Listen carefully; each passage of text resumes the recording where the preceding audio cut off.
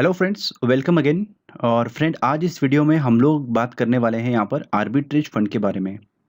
Arbitrage fund क्या होता है और कैसे हम लोग आर्बिट्रेज फंड को कंपेयर करते हैं लिक्विड फंड से और एफडी से।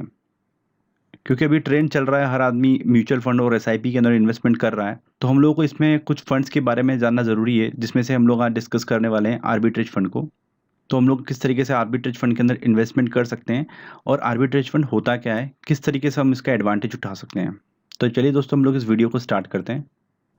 तो फ्रेंड्स, सबसे पहले हम लोग ये समझते हैं कि आर्बिट्रेज का मतलब क्या होता है, आर्बिट्रेज होता क्या है। तो आर्बिट्रेज का सिंपली मतलब ये होता है कि simultaneously buying and selling of securities और स्टॉक इन डिफरेंट एक्सचेंज। यानी कि एक साथ बाय करना और सेल करना किसी सिक्योरिटी या स्टॉक को अलग अलग एक्सचेंज के अंदर। जैसा कि हम लोग जानते हैं कि कोई भी स्टॉक या शेयर डिफरेंट डिफरेंट एक्सचेंज के अंदर लिस्टेड होता है। जो दो फेमस एक्सचेंज हमारे पास है वो है बीएससी यानी कि बॉम्बे स्टॉक एक्सचेंज और एनएससी यानी कि नेशनल स्टॉक एक्सचेंज। तो लेट सपोज हम लोग एक स्टॉक के बारे में बात करते हैं यहाँ पर एसबीआई की। एसबीआई जो है वो लिस्टेड है बीएससी के अंदर भी और एनएससी के अंदर भी। और हम लोग एज्यूम करते हैं कि जो स्टेट बैंक ऑफ इंडिया की जो प्राइस है बीएससी के अंदर वो भी चल रही है 252 रुपीज़ और एनएससी के अंदर चल रही है 250 रुपीज़।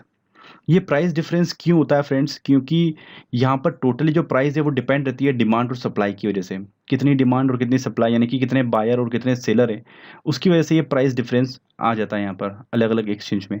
तो जनरली यहाँ पर आर्बिट्रेजर करते क्या हैं, वो बाई करते हैं जहाँ पर प्राइस कम चल रही है और सेल करते हैं जहाँ पर प्राइस ज़्यादा है। बाय एट लो प्राइस और सेल एट हाई प्राइस करते हैं और दोनों को एक साथ करते हैं। और ऐसा वो बल्क में करते हैं, यानी कि अगर आप मान लें कि वो 1 लाख क्वांटिटी को यहाँ पर बाय और सेल कर रहे हैं और 2 रुपये का वो डिफरेंस रख रहे हैं, तो आप यहाँ पर देखिए किस तरीके से यहाँ पर 2 लाख रुपए ईजिली वो इस प्राइस डिफरेंस से निकाल सकते हैं। तो इस तरीके से वो अपने को बेनिफिट करके रिटर्न प्रोवाइड करते हैं फ्रेंड्स। तो जैसा कि फ्रेंड हम लोग जानते हैं कि कोई भी म्यूचुअल फंड स्कीम के पास अपना एक फ़ंड मैनेजर होता है जो अपने फ़ंड को मैनेज करता है। और जो फंड मैनेजर को इस तरीके की अपॉर्चुनिटीज़, आर्बिट्रेजिंग अपॉर्चुनिटीज़ मार्केट के अंदर सर्च करना होती है, तभी वो इस तरीके की ट्रेड को एग्जीक्यूट कर सकता है। तो फ्रेंड्स, वो यहाँ पर कोई फंडामेंटल एनालिसिस नहीं कर रहा है, कोई टेक्निकल एनालिसिस नहीं कर रहा है। जस्ट मार्केट में वॉलेटाइल मार्केट के होने से जो आर्बिट्रेजिंग अपॉर्चुनिटीज़ और जो प्राइस डिफरेंस होता है दो एक्सचेंज के बीच में, वो उस पर सिंपली ट्रेड करता है बस, और हम लोगों को उसका बेनिफिट मिलता है। तो यहाँ पर किसी प्रकार का कोई स्पेकुलेशन नहीं है। कोई ये नहीं सोचना है कि 2 महीने बाद इसकी प्राइस ऊपर जाएगी या नीचे जाएगी। ये साइमल्टेनियसली एग्जीक्यूशन हो जाता है, सेम डे एग्जीक्यूट हो जाता है। इसमें कोई प्रकार का रिस्क साथ में जुड़ा नहीं होता है।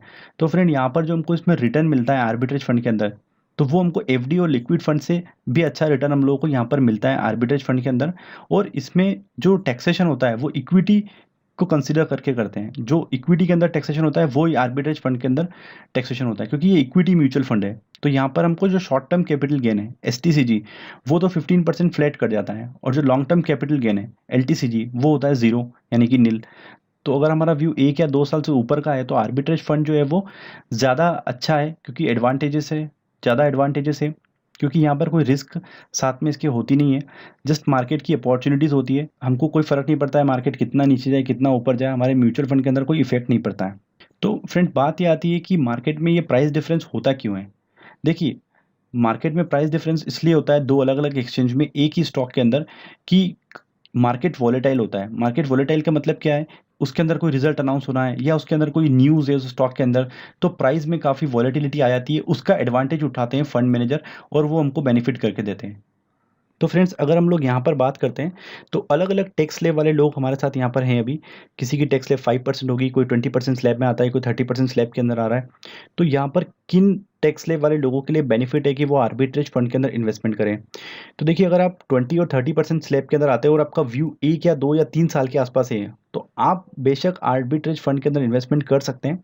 क्योंकि यहाँ पर अगर आप शॉर्ट टर्म कैपिटल गेन भी लेते हैं, यानी कि 1 साल से पहले भी उस फंड को लेते हैं, तो फ्लैट 15% आपको शॉर्ट टर्म कैपिटल गेन लगेगा। आपके लिए वो वैसे भी 20% के स्लैब में आप हो तो आपको 15% ही यहाँ पर शॉर्ट टर्म कैपिटल गेन लगेगा। बट अगर आप इसको 1 या 2 साल के लिए छोड़ भी देते हैं तो वो आपको ultimately long term capital gain मिल रहा है, एलटीसीजी मिल रहा है, उस पर आपको कोई टैक्सेशन देने की जरूरत नहीं होती है। और फ्रेंड, अगर आपका व्यू काफ़ी लॉन्ग टर्म के लिए है तो आप कोई भी अदर इक्विटी म्यूचुअल फंड के अंदर भी इन्वेस्टमेंट कर सकते हैं। तो आई होप फ्रेंड आप लोगों को ये वीडियो अच्छा लगा होगा। अगर आपको ये वीडियो पसंद आया तो प्लीज़ इसको लाइक करें, कमेंट करके मुझे बताएं। अगर आपने अभी तक हमारे चैनल को सब्सक्राइब नहीं किया है तो पहले चैनल को सब्सक्राइब कर लें। और मिलते हैं दोस्तों अगले वीडियो में, जब तक के लिए धन्यवाद।